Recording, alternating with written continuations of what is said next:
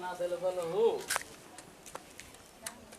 तो वो बेरा पलानी उलानी रहे कहाँ बाड़ी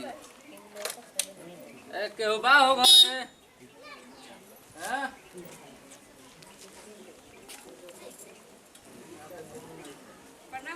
हाँ, खुश रह घर ही बड़ू हम कहीं चल गल बड़ू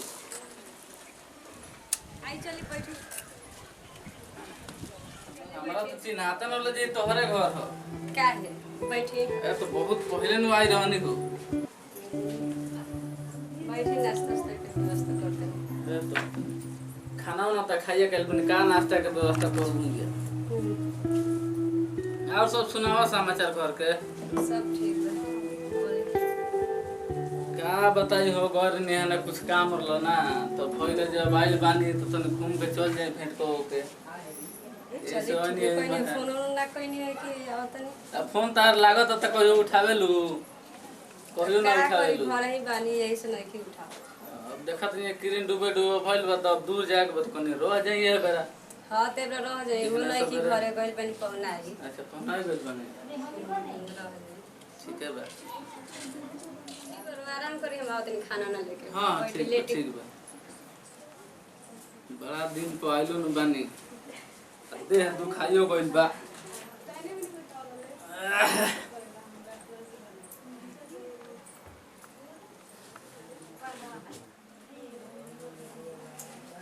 अब पहुन उठी खाना खा ली हां खाना आ गइल खाई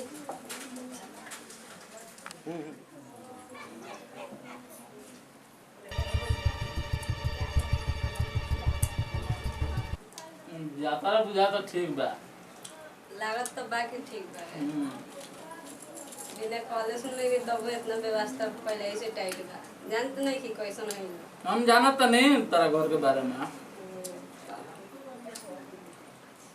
इतना बड़े तो हमारे घरों में हेरारू बना के ना देले लेकिन ठीक काय बना शिकायत करता नहीं इतना बार ये बनावे नहीं खाना तब रो शिकायत करता नहीं ना ठीक बना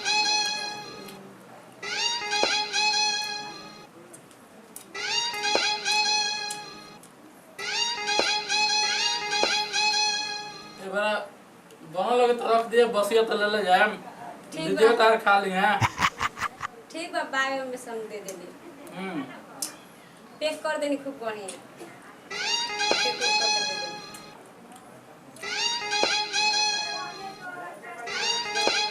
पानी में पीली खा लेनी तब सुनती ठीक बा अब पाहुन बहरी मत निकले सटले पाकिस्तान के बॉर्डर बा आतंकवादी समझ के मार दिए सब ठीक बा ना आराम से बात सुनती बा। कोनो बात होई तो कम से कम बता दे हल्का कोठिया मछली बाप रे बाप मिलत हम नहीं है बोला तो नहीं मिलत तब मैंने खा लेनी नु भर पेट खाई नहीं नु खूब हो गई हाँ तो जितना कहनी उतनी याद बनू बहुत हां ना हाँ निकले तो हम ठीक बा मत निकले आ लगाई बा बोडा बा हाँ सट लही बा अब हम चलते नहीं सुते ठीक बा रात हो गई बा ठीक बा जा सुता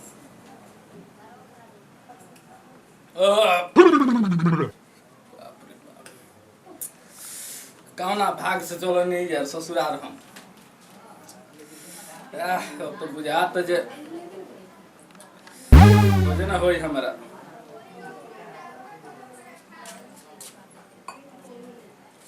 चलो सुतल जा अच्छा तो चला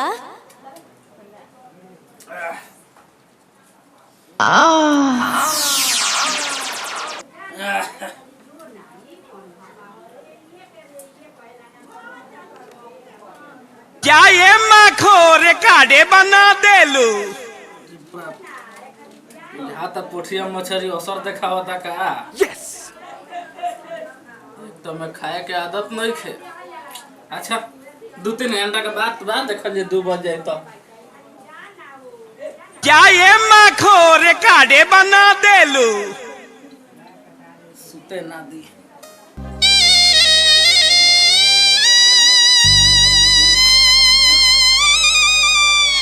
तो बॉर्डर वाला भाई अगर गए नहीं तो कहते मार दिया से बोली तब का हुई कहाँ जाए लेट्रिनो तो नहीं थे घर में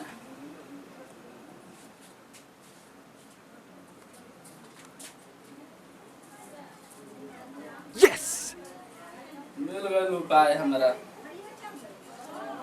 जरूरत नहीं है।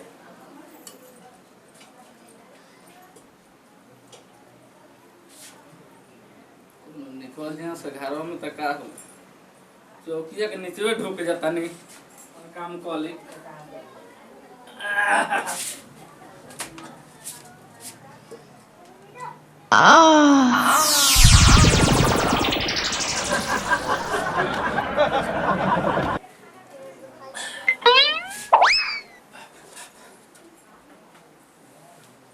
तनी मनी हलुक भइल बा आके फेर में पड़ गए नहीं हम।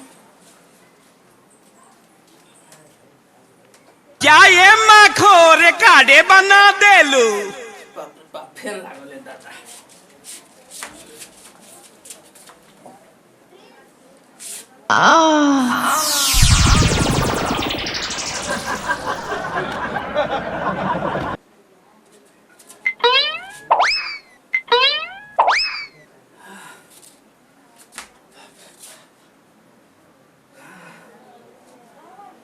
अब होत सवेरे पार्सल करे के पड़ी ना तो ससुरारी में बेइज्जती होई ओइला के अब आई हो दादा। एक तो दशा खराब हो गई।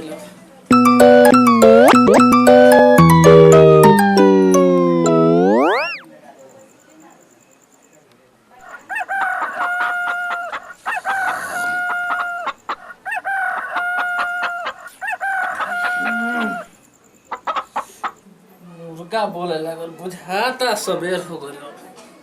जल्दी से पार्सल होने लेके जाए के पड़ी अब हमारा ना तो उठी लो तो कही ले जे का होइल हो।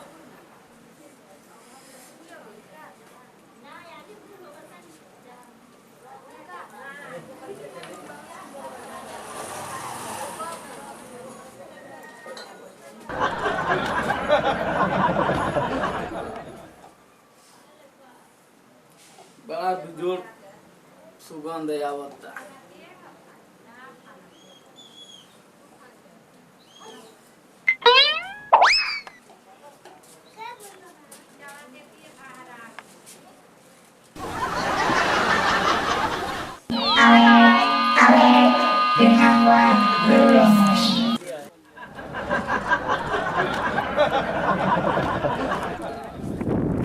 तो ससुरारी में जे कोनो देख ली तो हमारी इज्जत खराब हो जाए। बड़ा भाग बाजे हमारी इज्जत पहुंच गई बे मेरा। ये बोले पानी लौकता है बाप रे बाप बोले पानी है बा जल्दी गेंग में एकरा के फेंक बाप रे बाप।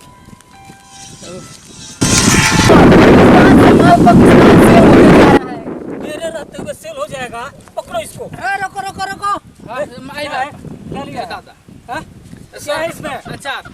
अचार? हाँ, अचार। अचार है। झूठ बोलता है। नहीं सर अचार है अचार। हम बोलता है ना अचार। कहाँ से लेकर आ रहा है? घर से। क्या है इसमें? यस सर हम आए रहे हैं ससुराल में अपने ठीक है जा रहे हैं अपने घर तो दिए हैं ससुराल से लोग ना कि ले जाओ घर है अचार तो हम ले जा रहे हैं घर पे। स्मगलिंग करता है। झूठ बोलता है। सर आप देख लीजिए हम नहीं सर इसमें बम ब्लास्ट कुछ तो सामान होगा चाहे वो चोर सही बताओ क्या है इसमें? नहीं सर अचार है अचार। बड़ी मार मारेंगे। माल को जब्त कर दिए अचार है। माल को जब्त छीन लो माल। आप माल देख छीनो। लीजिए महक छीनो माल। माल दो यस सर यस सर भागता है कि नहीं? नहीं, यहाँ भागता है कि नहीं से? जल्दी। भाग जाएंगे माल पार्सल करता है। चलो, जा यहाँ से, चलो, जल्दी जा। चलो। गरीब आदमी है ऐसे तोड़ देंगे गरीब है चाहे अमीर है भागो यहाँ से जाओ।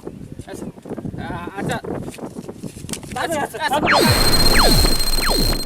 बाप रे बाप दे छूटल है सर से ले जा सुन लखा दो ना चार तो नहीं हमारी इज्जत तो बरकरार बा इज्जत तो बहुत साला मने करते नहीं अचार खाओ लो अचार साला इज्जत हमारे पहुंच गई बेटे है बा अब चलते नहीं अब कोनो दिक्कत नहीं खेल दे तो झाड़ झूड़ के जाए मस्त माल पकड़ाइल बा आज माल पकड़ाइल बा। इतना दिन के बाद में साला बॉर्डर पर ऑर्डर पे आज आज पहली मजा बार आई। मिलल भाई खाए में मजा आई। सिपाही जी प्रणाम। प्रणाम प्रणाम। ए महाराज बॉर्डर पर डाका उका डलले बानी लोग का जी? अरे अभी एगो इंडिया से माल पाकिस्तान में थी करतल पकड़ का भाई लेने में का पकड़ले बानी? ऊ कहतल अचार चार बाटे चार कहता हूँ। तो तोरा और किस्मते जा गई राउर मेहरारू तो आज ले हमनी के ना। भेंट भइल तो आज ले अचारे ना आज तो राउर तो का अब मजा आई आज खा के। एक खाई मार तब। अचार पकड़ा जा तनी हम तनी चेकिंग नहीं खानु आगा बा। नाचे कोक नहीं खे। ठीक बा। अब सोचे का बा ट्राई मारे के। हाँ मारे का ली देखी मारी तो हमरे के दे काथी काथी से ढकले बा कपड़ा धइले बा।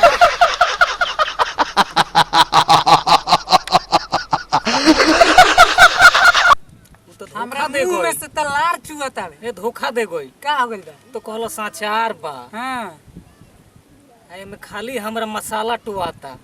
अब तो मसालो टेस्ट लागला चिकी ना हैं? तीखी मजा जे। ऐसन तो हम खइलो ही नहीं कि कबू। का भाई निमन लागता? ना हरवाइन ना करवाइन मत कैसन दू लागता। देवे के डरा नहीं नु ना, ना।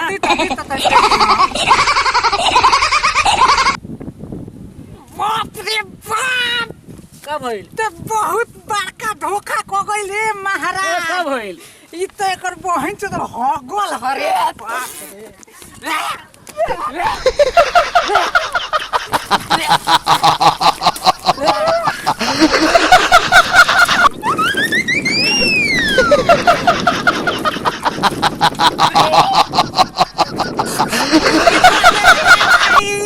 बहुत बड़का आतंकवादी पकड़नी है हमने। खूब हमनी के पूर्वक बनैलो। हो गइल रे भाई। बाप रे इतना बड़का धोखा कोनो पाकिस्तानी नहीं थे कइले जौनी हिंदुस्तानी कइले बा। अब आई है ना मार के गाड़ी में गोली मार दे रे बा। पिछवाड़ा में हां चला होगी ना हो गिजवा देलो सबनी के। चाका का गिजवा देलो सबनी से। जिंदगी बिगाड़ गई रे भाई। बाप रे ऐसन धोखा कोता चार हो। अचार हसला गोली हाथ में। राम राम राम। बॉर्डर